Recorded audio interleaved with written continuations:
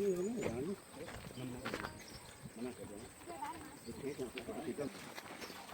the way, everyone, we'll start us off with the simplest question I can ask you guys. As you look inside the beautiful vegetable garden here, how much of this do you think is real? All of it? Beautiful. Let's keep that optimism. But you're pretty much right. So about 95% of what you guys will see here today, it is all real. The only stuff that is artificial or not real is usually the stuff on those little tables and containers. They've been here longer than I have. The rule of thumb is though, if it's in the ground, it looks like it's growing, yeah, it probably is. So, we've got about 7 full-time gardeners that work here at Hobbiton. Their job, look after everything here at Hobbiton, and the really cool part is, whatever they grow in here, they're actually going to take it home with them as well. So they have an amazing job here at Hobbiton, and we appreciate all the work they do for us every day. Now, I mentioned to the ones up the front, we call this place Gandalf's Cutting. Now, the reason for that is actually a continuation of that scene we saw on the bus. When Frodo and Gandalf first make their way into the Shire together, they cut right through that hill there, just like we did as you made our way inside, and you see them running on that cart of theirs, side by side. Now, to be honest with you all, there's only one issue with the seed. I hate to break it to you guys, but hobbits don't actually exist. I know, right? I'm seeing some pretty shocked faces right now. So, Frodo, who plays Elijah Wood, who plays Frodo in the movie, he's about 3.5 feet. In real life, he's actually just a bit shorter than me, at 5'6". Now, Ian McKellen, who plays Gandalf, movie 7 feet. Real life, he's actually just a bit taller than me.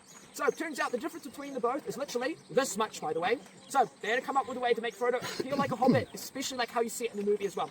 So the way that we did it, we used this really cool camera technique called forced perspective. How it works is, in the movie, it looks like they're riding right next to each other, exactly like how you guys see.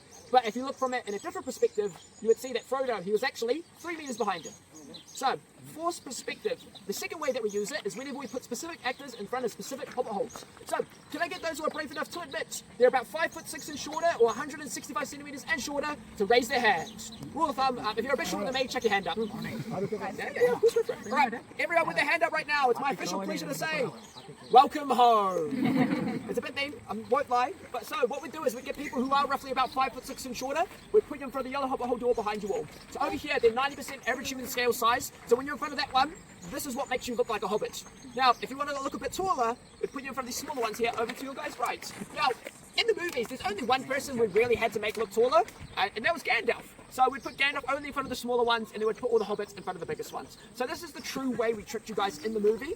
Now, so far, you've gotten up close to about 1, 2, 3, 4 of the hobbit holes. Now, our set decorating team, they've actually had a lot of fun putting personalities behind every single one of them. So I want your guys' job for today, as we make our way past them, I want you to try and figure out what they do for a job or a hobby.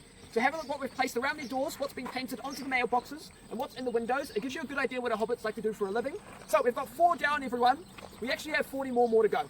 So if you are ready to see some more, everyone, we're going to make our way up the hill now, guys.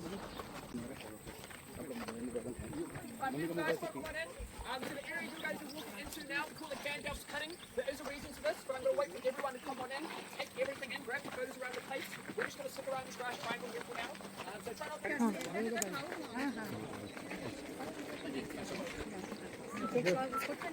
to